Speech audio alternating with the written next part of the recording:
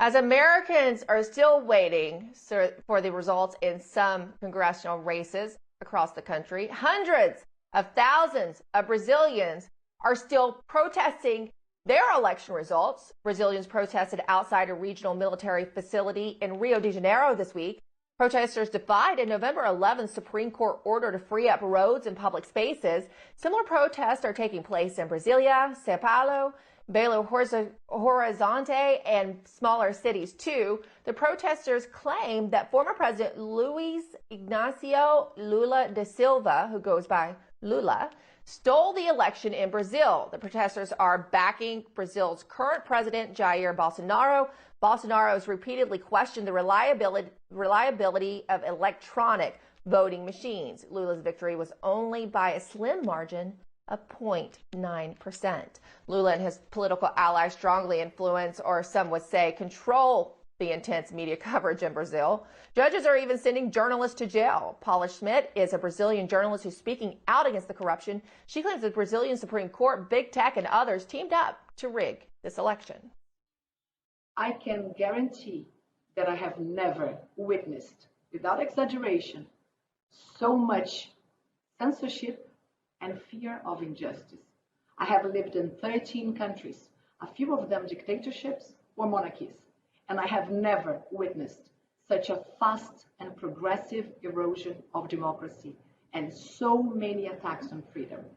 This is all happening in my country, Brazil. One Brazilian newspaper even reported that a team of journalists had to be escorted out of the crowd by the military. Let's welcome in journalist Matthew Tierman.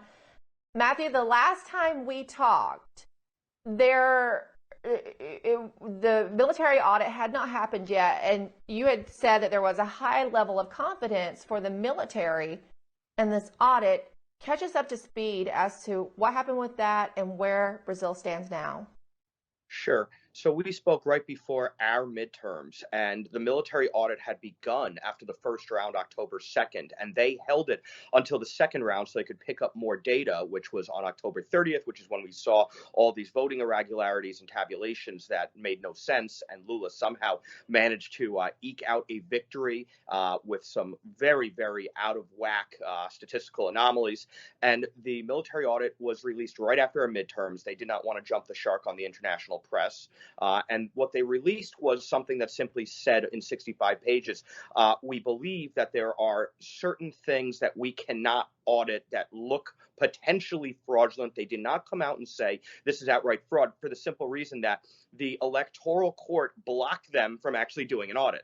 They blocked them from access to the machines. They blocked them from certain tranches of data. And they said this in their audit, that the TSE, it's the subsidiary court to the Supreme Court, and not coincidentally, it is chaired, it was led by the same figure, Alexandre de Moraes, who is public enemy number one for the liberals of both the left and the right in Brazil.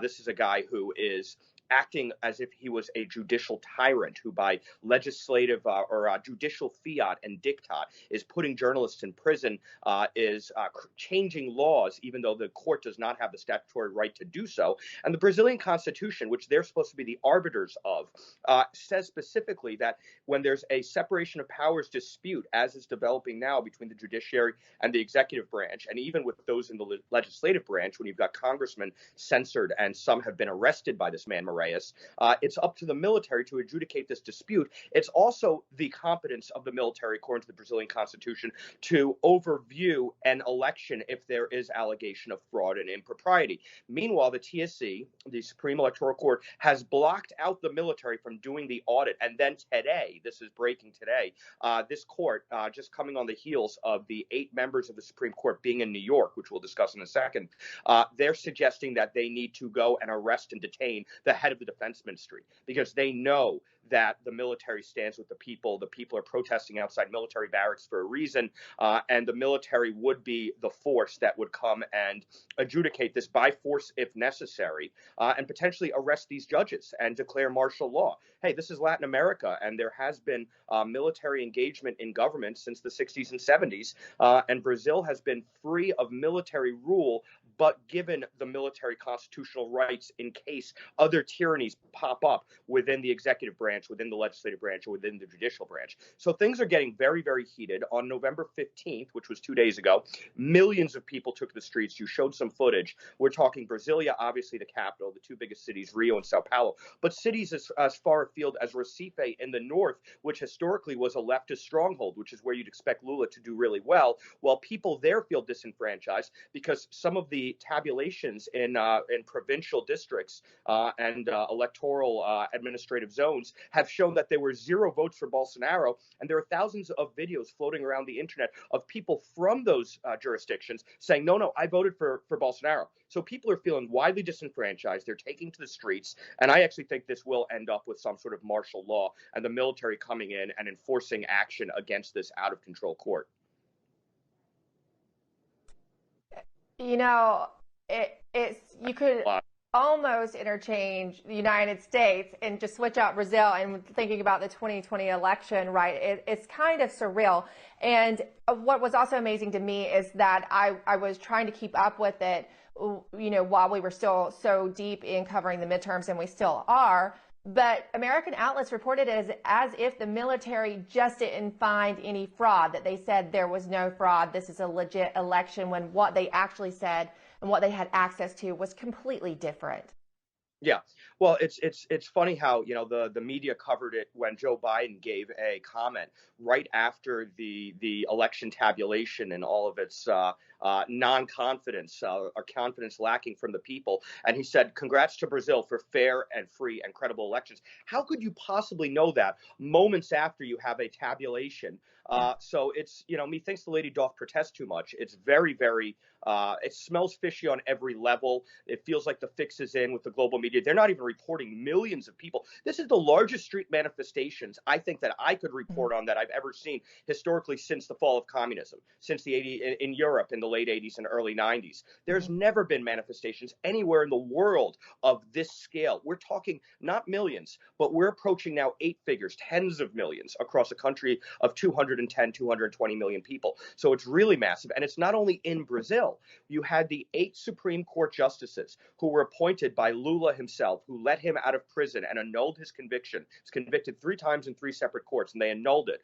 And they to get him on the electoral battlefield so they can put this fix in.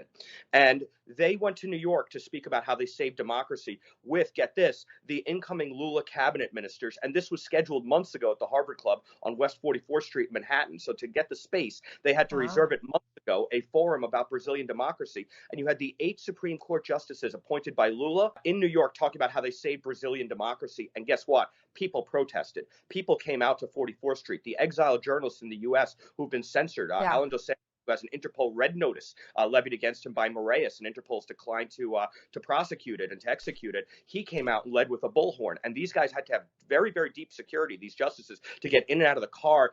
Everybody, thousands of people were yelling at them, that calling them, you know, curses and saying, you have destroyed our democracy. And even today, I saw a clip of a woman in Lula's camp through the Sao Paulo Forum who said, we have to save Brazilian democracy just like we have to save Maduro's Venezuelan democracy. This is the way Lula, the Sao Paulo Forum, these communists think. It is truly a mental disorder, and they believe the ends justify the means to take over Brazilian democracy the way they have in Venezuela, and sadly now in Colombia and Chile as well. Sao Paulo Forum people now run those countries.